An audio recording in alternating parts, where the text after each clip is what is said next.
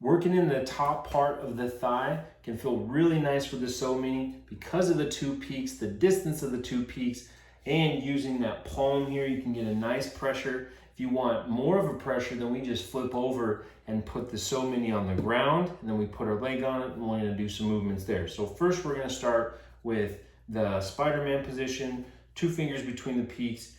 Now, if you have a pair of shorts or sweats or jeans, this can feel really nice because you can get a nice little sliding action here. If you don't have that, it can also feel really nice because the peaks almost kind of feel like rubber, where you kind of can get that skin to stick and you're not getting a whole lot of movement. This can be very effective as well. This can really be helpful in cleaning up any type of fascia, some skin stuff that's going on. So starting up high where the connection point's at, and then working your way down, doing this little vibration side to side, all the way down the kneecap. Explore with different parts of the so many. Still all the way down by the kneecap.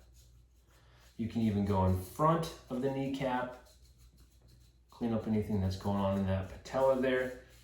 I wish I would have had this back in the day when I was playing football, high school and college. I had some not the best advice from some of my coaches, and I just really challenged my knees, and I had a really bad tendonitis up and down, lower and upper, and just was no fun. I don't recommend it for anyone.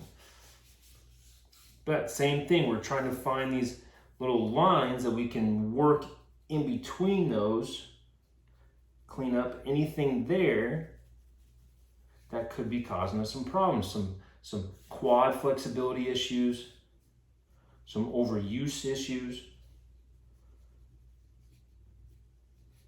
And I'm just trying to find those little valleys.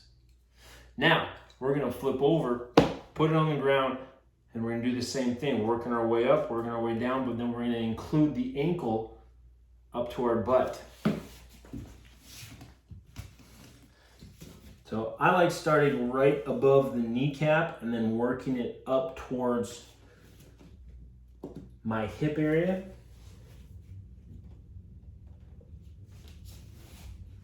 Now, when I'm here, now this is where I'm slowly moving and finding that range of motion that I can go through. I'm keeping the pressure the same and just doing this light little hamstring curl while keeping that pressure the same.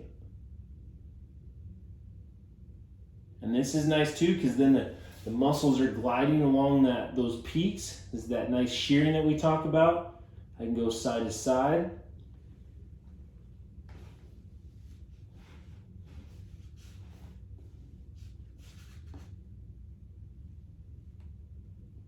There we go.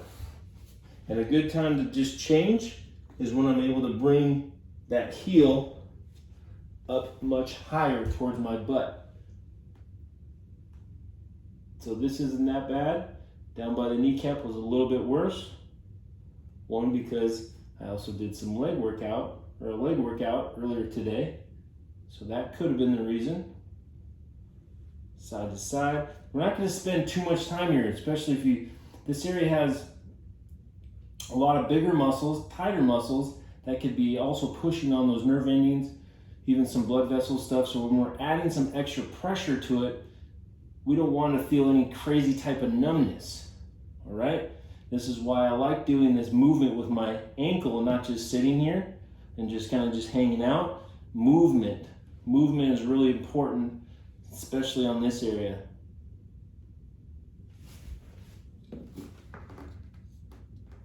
Then I just slowly work my way all the way up.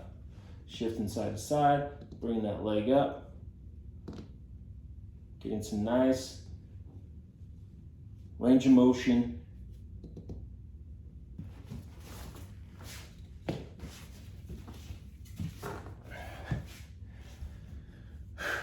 All right, give that a go.